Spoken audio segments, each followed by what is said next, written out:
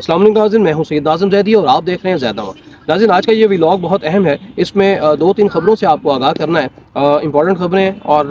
آپ سے گزارش یہ ہے کہ ابھی تک اگر کسی نے چینل کو سبسکرائب نہیں کیا، چینل سبسکرائب کر لیں تاکہ ہر آنے والا جو ولاگ ہے نیا وہ آپ تک بر وقت پہنچ سکے۔ تو سب سے پہلے بات کرتے ہیں عمران خان کا جو پیغام آیا ہے، اس میں بڑی ہی اہم بات انہوں نے یہ کہی کہ عوام کو اب میری فکر اس طرح سے نہیں کرنی چاہیے اور عوام کو اپنے حق کے لیے آواز بلند کرنی چاہیے۔ تو عوام جو ہیں وہ دیکھ چکے ہیں کہ جو پی ڈی ایم کی 13-14 جماعتیں تھیں، انہوں نے اپنے مفادات کے لیے کام کیا، اور یہ اس پچھلے 1.5 سال میں رجیم چینج کے بعد تو بالکل کلیئر ہوگی۔ اور دوسرا یہ ہے کہ عمران خان نے یہ بھی بات کی ہے کہ مجھے ہو سکتا ہے کہ سلو پوائزننگ کی طرف لے کے جایا جائے۔ اور کپتان کا یہ بھی کہنا تھا کہ جس وقت میں باہر تھا،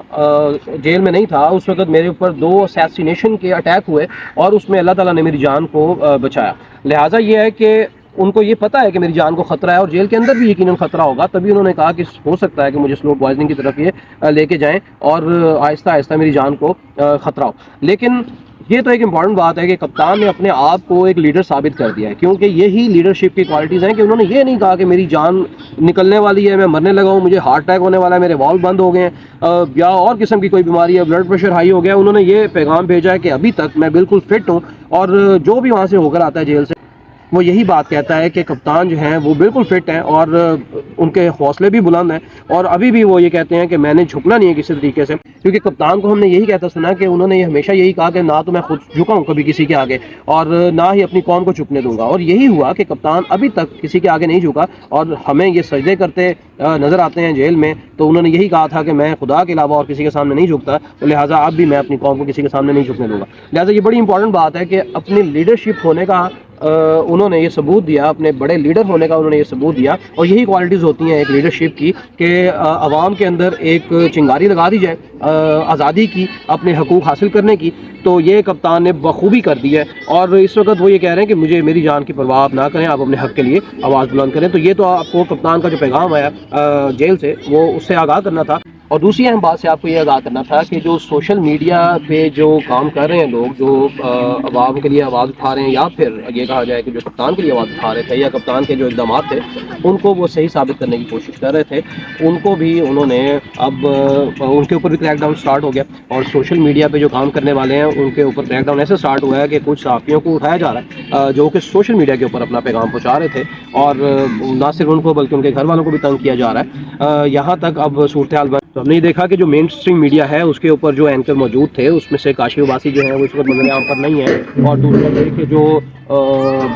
سمیع ابراہیم ہیں وہ بھی منظر عام پر اس وقت نہیں ہے۔ یعنی مین اسٹریم میڈیا کے اوپر ایسا ایک کریک ڈاؤن نظر آ رہا ہے کہ جو حق کی آواز بلند کرنے والے لوگ تھے، جو ایسے صحافی تھے جو ابھی بھی کپتان کو کسی طریقے سے، یا ان کی جو کپتان کو اگر ہم نہ کہیں تو کپتان کی جو اقدامات تھے ان کو وہ سراہتے تھے اس حکومت کے کمپیریٹیولی، تو ان کے اوپر کریک ڈاؤن کیا گیا، اور وہ اس وقت ہمیں منظر عام پر نظر نہیں آ رہے ہیں۔ تو یہ ایک اور قسم کا ایونٹ سٹارٹ ہو گیا پاکستان میں کہ جو مین اسٹریم میڈیا تھا اس کے اوپر تو بات کرنے والے لوگوں کو وہاں سے ہٹا دیا گیا تھا، اور اس کے اوپر پورا کنٹرول تھا اس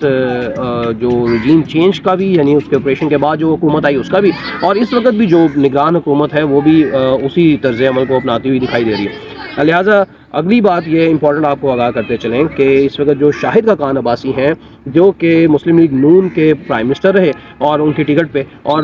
وہ ہمیں اکثر اوقات یہ کہتے نظر آئے کہ جو نواز شریف ہیں وہ میرے قائد ہیں، مریم نواز میری قائد کسی طرح نہیں ہو سکتی ہیں۔ تو شاہد خاقان عباسی جو ہیں اس وقت ان کو ملک سے باہر جانے سے روک دیا گیا۔ اب دیکھتے ہیں کہ یہ کس وجہ سے روکا گیا، اور ان کے اوپر کس قسم کے اب ایکشن لیے جائیں گے، یا کس قسم کے ان کے اوپر مقدمات بنائے جائیں گے کہ ان کو باہر جانے سے کیوں روکا جا رہا ہے۔ اور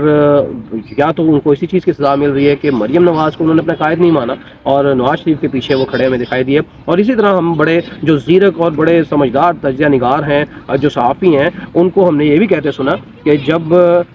جو اعتزاز احسن ہے وہ بلاول بھٹو کے پیچھے کھڑے نظر آتے ہیں تو ہمیں بڑی تکلیف ہوتی ہے کہ اس اسٹریچر کا آدمی جو ہے وہ بلاول بھٹو کے پیچھے کھڑا ہے ہاتھ باندھ کے۔ تو یہ بھی بڑی تکلیف دہ بات تھی۔ تو شاہد خاقان عباسی جو ہیں انہوں نے بھی یہ بات ثابت کر دی کہ وہ جو نواز شریف ہیں ان کو وہ اپنا قائد مانتے ہیں، وہ مریم نواز کو اپنا قائد نہیں مانتے۔ تو یہ ساری صورتحال تھی جسے آپ کو آگاہ کیا۔ تو لہٰذا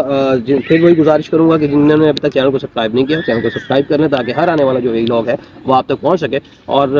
اگلے ولاگ میں ملتے ہیں، تب تک کے لیے اجازت دیجیے۔ اللہ حافظ۔